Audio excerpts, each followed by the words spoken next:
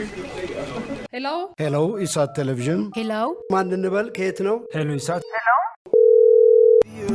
ኢሳት ነጻ የህዝብ ሚዲያ ወትሮም ቢሆን የህዝብ አይንና ጆሮ እንደመሆኑ ይህንን የህዝብ ቅሬታ ማስተናገጃ መድረክ አሰናድቷል።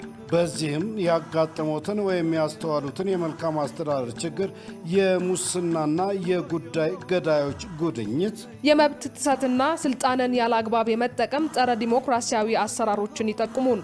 የሚመለከተውን የመንግስት አካል በማነጋገር ተጠያቂነት የሚሰፍንበትን መፍትሄ እናፈላልጋለን። በስልክ ቁጥሮች 0901 4588 45 ወይም 0901 45 11 45 በተጨማሪም በ0944 02 11 11 በ0906 77 42 92 ይደውሉ።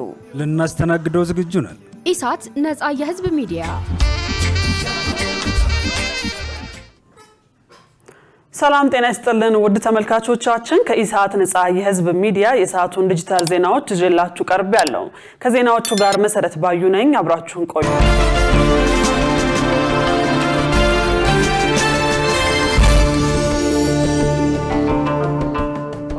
ወደ ቀዳሚው ዜና ተሻገርን። ጠቅላይ ሚኒስትር አብይ አህመድ የቀየስነው የኢኮኖሚ አካሄድ ባለ ሁለት አሃዝ እድገት አስመዝግቧል አሉ። ጠቅላይ ሚኒስትሩ በማህበራዊ ትስስር ገጻቸው ባወጡት መረጃ ዛሬ ጠዋት የሥራ ዘመኑን ሶስተኛ የ100 ቀናት የመንግስት ስራ አፈጻጸም ከ9 ወራት አጠቃላይ አፈጻጸም ጎን ለጎን መገምገም ጀምረናል ብለዋል። በዚህም ለእድገት አመቺ ካልነበረና በደካማ የተቋማትና የፖለቲካ ማዕቀፍ በታጠረ የግል ዘርፍ ተሳትፎ እንዲሁም ውጤታማ ባልነበረ የቁጥጥር ከባቢ ከሚገለጠው የኢኮኖሚ መልክ መውጣቱን ገልጸዋል። የግሉ ዘርፍ ደካማ ውድድር ውስጥ ነበር ያሉት ጠቅላይ ሚኒስትሩ በመንግስት ስር የነበሩ በርከት ያሉ ቁጥር ያላቸው የንግድ ተቋማትም ከፍ ባለ የዕዳ ሸክም ተዘፍቀው ከአቅም በታች ሲንቀሳቀሱ እንደነበር ይታወቃል ሲሉ ተናግረዋል። ምርታማነት አሽቆልቁሎ ኢኮኖሚው ለአየር ንብረት ለውጥ በከፍተኛ ደረጃ ተጋላጭ የነበረውን ነባራዊ ሁኔታ ምላሽ በሚሰጥ አዲስ ገቢር ነበብ የፖለቲካ ኢኮኖሚ መንገድ ቀይሰናል ብለዋል።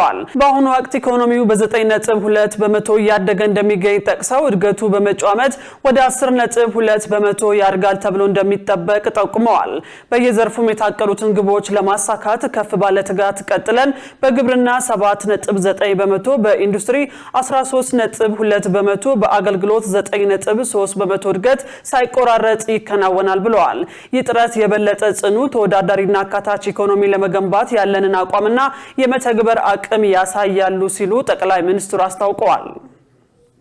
ኢትዮጵያና ብሪታንያ የልማት ትብብራቸውን ለማጠናከር ተስማሙ። የገንዘብ ሚኒስትር አህመድ ሽዴ በዋሽንግተን ዲሲ እየተካሄደ ከሚገኘው የዓለም አቀፉ የገንዘብ ተቋም IMF እና ዓለም ባንክ የጸደይ ወቅት ስብሰባ ጎን ለጎን ከብሪታንያ የዓለም አቀፍ ልማት ሚኒስትር ዴታ ባርኖስ ቻፕማን ጋር ተወያይተዋል። አቶ አህመድ ሽዴ በውይይቱ ወቅት ኢትዮጵያ እያስመዘገበች ያለውን ጠንካራ የታድሶ ግስጋሴና አዎንታዊ የኢኮኖሚ እይታ ገልጸው የታድሶን ግኝቶች ለማስቀጠል ድጋፍ እንዲደረግ ያቀርበዋል። ባርኖስ ቻፕማን በበኩላቸው የኢትዮጵያን የለውጥ እንቅስቃሴና መሻሻል አድንቀው ብሪታንያ ለቀጣይ የልማት ትብብር ያላትን ቁርጠኝነት አረጋግጠዋል። ኢትዮጵያ በአፍሪካ ቀንድ መረጋጋትን በማስፈን ረገድ ያላትን ጠቃሚ ሚናም አጽንኦት ሰጥተው ተናግረዋል። ሁለቱ ወገኖች ከልማት ትብብር ባለፈ ጠንካራ የንግድ የኢንቨስትመንትና የኢኮኖሚ ትብብራቸውን ለማስፋፋት ተስማምተዋል። ኢትዮጵያ በግብርናው ዘርፍ ያስመዘገበችው ውጤት ለሌሎች የአፍሪካ ሀገራት አርአያ የሚሆን ነው ተባለ። ኢትዮጵያ በግብርናው ዘርፍ ያስመዘገበችው ውጤት ለሌሎች የአፍሪካ ሀገራት ትልቅ አርአያ የሚሆን ነው ሲሉ የቀድሞው የኢፌዴሪ ጠቅላይ ሚኒስትር ኃይለማርያም ደሳለኝ ገልጸዋል። የአፍሪካ አረንጓዴ አብዮት ጥምረት 20ኛ ዓመት የምስረታ በዓሉን በማስመልከት በተካሄደ ውይይት ላይ አቶ ኃይለማርያም እንደገለጹት የአፍሪካ አረንጓዴ አብዮት ጥምረት ላለፉት 2 አስርት ዓመታት በአፍሪካ ያለውን የግብርና ምርታማነት ለማሳደግ በርካታ ስራ ሰርቷል። ከግብርና ጋር የተያያዘ የገበያ ዕድል በማመቻቸት ረገድ ውጤት እያስመዘገበ መሆኑንም ገልጸዋል። ጥምረቱ በቀጣይም ግብዓትን ከምርታማነት፣ ምርታማነትን ከገበያ፣ ገበያን ደግሞ ከገቢ ጋር የሚያገናኝ ጠንካራ ሰንሰለት ለመፍጠር የሚሰራ መሆኑን አንስተዋል። በኢትዮጵያ የግብርና ምርታማነት በአማካኝ በሄክታር 40 ኩንታል መድረሱን እንዲሁም አርሶ አደሮች ምርቶቻቸውን ከራስ ፍጆታ ባለፈ ለገበያ በማቅረብ ተጠቃሚ የሆኑ መሆኑን ጠቁመው ይህንንም ለሌሎች አፍሪካ ሀገራት በአርአያነት የሚጠቀስ እንደሆነ ተናግረዋል።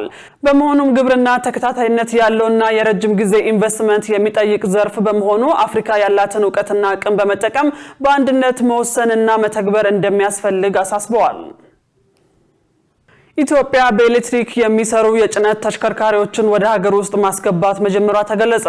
ኢትዮጵያ ወደ ኤሌክትሪክ ተሽከርካሪዎች እያደረገች ያለውን ሽግግር ወደ ከባድ የጭነት ተሽከርካሪዎች መሸጋገሩን የትራንስፖርትና ሎጂስቲክስ ሚኒስቴር አስታውቋል። ሚኒስቴሩ በማህበራዊ ትስስር ገጹ እንዳስታወቀው በኤሌክትሪክ የሚሰሩ ከባድ የጭነት ተሽከርካሪዎች አሁን ላይ ወደ ሀገር ውስጥ እየገቡ ይገኛሉ። ይህም በሀገሪቱ ቀደም ሲል የጀመረችውን የኤሌክትሪክ መኪኖች ሽግግር ይበልጥ የሚያጠናክር መሆኑ ተገልጿል። አሁን የተጀመረው ወደ ኤሌክትሪክ የሚሰሩ ከባድ የጭነት ተሽከርካሪዎች ሽግግርም የሎጂስቲኩን ዘርፍ ይበልጥ ዘመናዊና ወጪ ቆጣቢ እንደሚያደርገው ሚኒስቴሩ ገልጿል። በህገወጥ መንገድ ሲዘዋወር የነበረ 5 ኪሎ ግራም ወርቅ በቁጥጥር ስር ዋለ።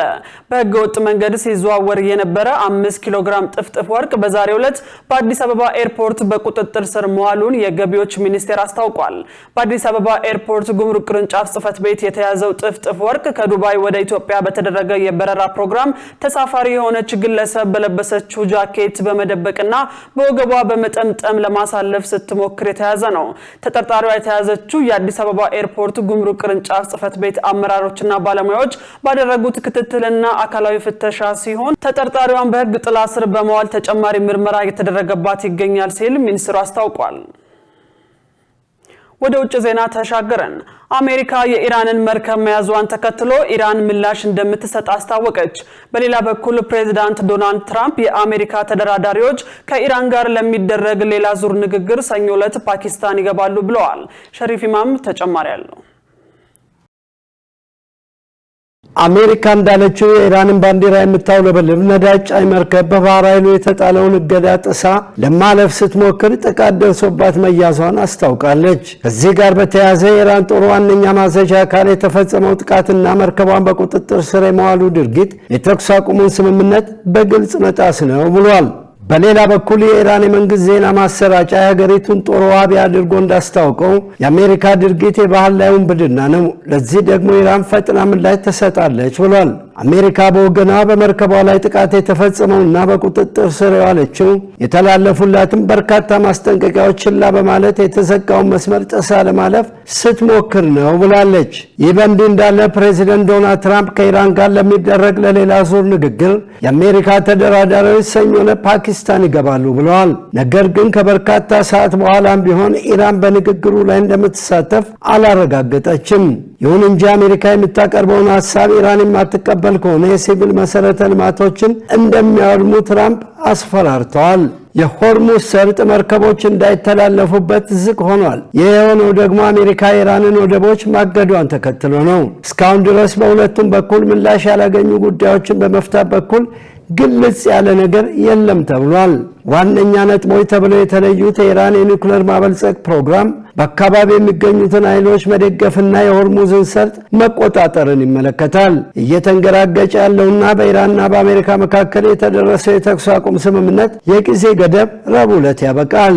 በሌላ በኩል ኢራን በነዳጅ ላይ የሚደረግ ማዕቀብ ዋጋውን ያንረዋል ብላለች። የኢራን ተቀዳሚ ምክትል ፕሬዝዳንት መሐመድ ረዛ አሪፍ እንዳሉት የዓለም የነዳጅ ዋጋ የሚረጋጋው በኢራን የነዳጅ ወጪ ንግድ ላይ የኢኮኖሚና የወታደራዊ ጫናው ሲቆም ነው።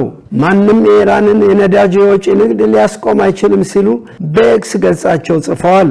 ምርጫው ግልጽ ነው። አንድም ነፃ የሆነ የነዳጅ ገበያ ለሁሉም ወይም ለሁሉም ሰው ከፍተኛ ወጪ የሚያስከትል አደጋ ብለዋል። የኢራን የውጭ ጉዳይ ሚኒስትር አባስ አራጋቺ በበኩላቸው አሜሪካ ለዲፕሎማሲው መጥፎ አመለካከት እንዳላትና ጉዳዩን ጉዳይ ብላ ያለመውሰድ ሁኔታ ይታይባታል ብለዋል። በሌላ በኩል የኢራን ከፍተኛ ዲፕሎማት ለፓኪስታን አቻቸው እንደነገሩት ዋሽንግተን በስምምነቱ እንዲሆን የምትፈልገውና በኢራን መርከቦችና ወደቦች ላይ የምታሳየው ማስፈራራት በግልጽ አሜሪካ እውነተኛና ቁርጠኛ አለመሆኗን የሚያሳይ ነው።